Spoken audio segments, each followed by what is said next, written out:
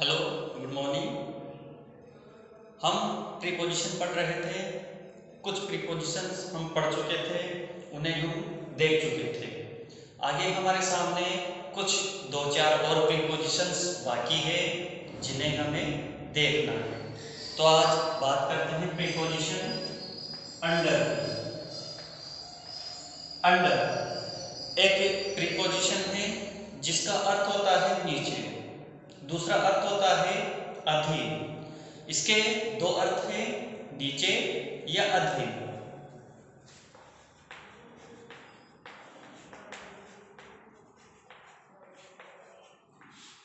इन दोनों का प्रयोग अलग अलग परिस्थितियों के लिए किया जाएगा। पहले नीचे वाली परिस्थिति वो होगी कि हम जैसे इस छत के नीचे हैं, परंतु दोनों के बीच में दूरी यानी कि सिर और छत के बीच में दूरी है, तो वहां हम प्रीपोजिशन अंडर का प्रयोग करते हैं। तो पहली परिस्थिति है अंडर, नीचे, यानी कि हम किसी वस्तु के नीचे हो परंतु दोनों में दूरी हो। जब कोई व्यक्ति किसी दूसरी वस्तु के नीचे हो तथा दोनों में दूरी हो, तो वहां हम अंडर का प्रयोग करते हैं। एग्जाम्पल देखिए,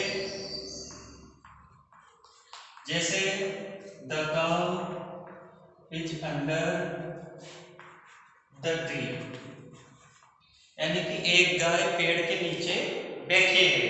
तो उस नीचे बैठे होने के अर्थ में हम अंडर का प्रयोग करेंगे, गाय पेड़ के नीचे बैठी है।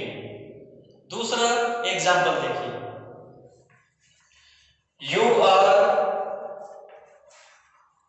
अंडर द रूफ, यानी कि आप छत के नीचे हो परंतु छत में और आपके सिर के बीच में दूरी है, तो वहां हम प्रयोग करेंगे अंडर का। दूसरा अधीनता के लिए। अधीन कैसे? कि जैसे हम किसी के नीचे काम करें, नीचे काम करने से भी प्राय हैं, यानी कि कोई हमारे ऊपर अधिकारी हो और हम उसके अधीन काम करें, तो वहां होगा अंडर। जैसे विद्यालय में प्रधानाचार्य के नीचे अध्यापक काम करते हैं। कभी जो भारत देश था वो अंग्रेजों का गुलाम था, तो अंडर द ब्रिटिशर्स वो राज चलाते थे। तो इस तरीके से जो भी अधीनता के लिए होगा, यानी कि हम जिसके सानिध्य में काम करें, वहां हमें अंडर का प्रयोग करना है। जैसे I work under the principal, India was under the British. तो इस तरीके से जो भी होगा उसके लिए हम अंडर का प्रयोग करेंगे। इन्हें देखें,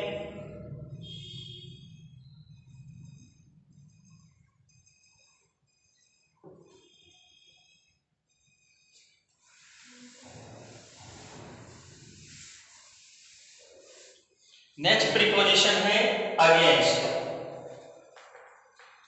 अगेंस्ट का अर्थ होता है सहारा या खिलाफ।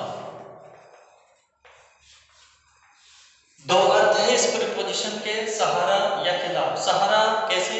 कि जैसे एक सीढ़ी दीवार के सहारे खड़ी है, कोई विकलांग व्यक्ति है जो लकड़ी के बल चलता है, तो उसके लिए वो सहारा हो गई। तो वहां पर हम इसको सहारे के रूप में देखते हैं। जब कोई व्यक्ति या वस्तु किसी दूसरे के सहारे हो, कैसे हो? एग्जाम्पल देखिए,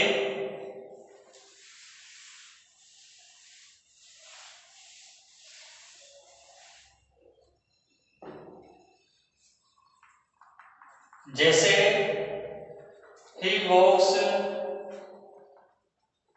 against the road। दूसरा example, the ladder against the wall। यानी कि कोई व्यक्ति रोड के सहारे चल रहा है, सीढ़ी जो है वो दीवार का सहारा लगाकर खड़ी है। दूसरा है खिलाफ, अगेंस्ट, यानी कि किसी के खिलाफ हमें लड़ना हो, झगड़ा करना हो, किसी के खिलाफ शिकायत करनी हो, तो उसके लिए हम अगेंस्ट का प्रयोग करते हैं। जैसे जब हम किसी के विरुद्ध हो, जैसे I will fight against you, यानी कि मैं तुम्हारे खिलाफ लड़ूंगा। दूसरा, ही इज अगेंस्ट मी, यानी कि वह मेरे खिलाफ है। लिखिए,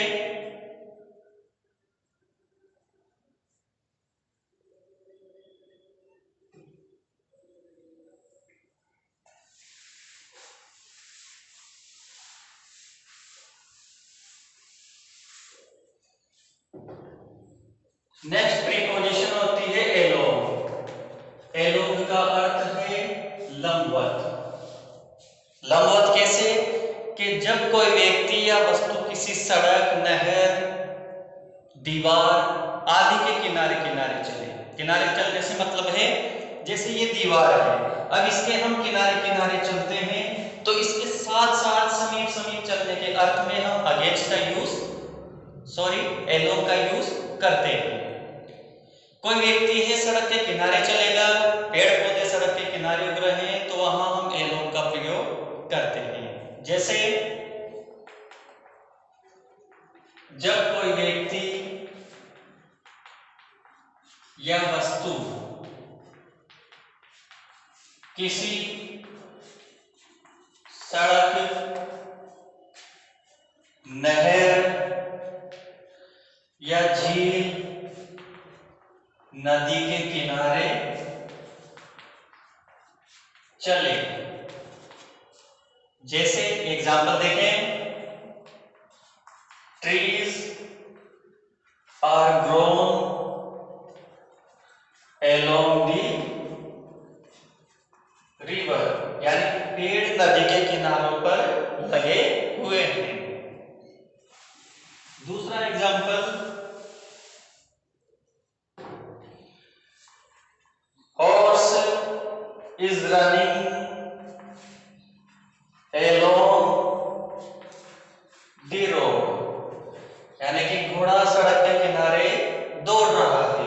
तो इस तरह से एलोंग प्रीपोजिशन का हम प्रयोग करते हैं। देखिए,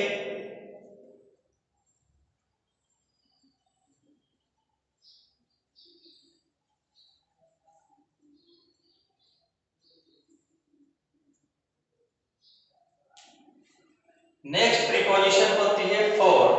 इसका अर्थ है के लिए, यानी कि जब एक वस्तु किसी दूसरे के लिए हो तो वहां पर फॉर का प्रयोग करते हैं। जैसे जब एक वस्तु किसी दूसरे के लिए हो, जैसे हम किसी को तोहफा देते हैं तो फॉर यू, किसी को कुछ भी चीज हम प्रदान करें तो यह आपके लिए है, यानी कि फॉर यू। जैसे फॉर यू, दिस पेन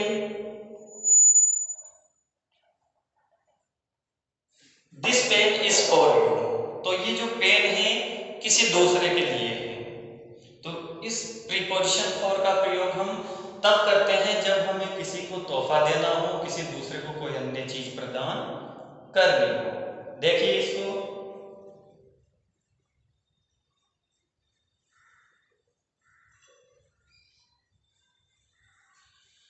हम जो प्रीपोजिशंस पढ़े हैं, हमने मुख्य मुख्य प्रीपोजिशंस पढ़ी हैं जो हमारे सिलेबस में हैं, हमारे सिलेबस के अकॉर्डिंग हमें पढ़ना है। तो ये प्रीपोजिशंस जो हमने पढ़ी है, इसका अभ्यास हम देखेंगे फिलहाल यहीं तक।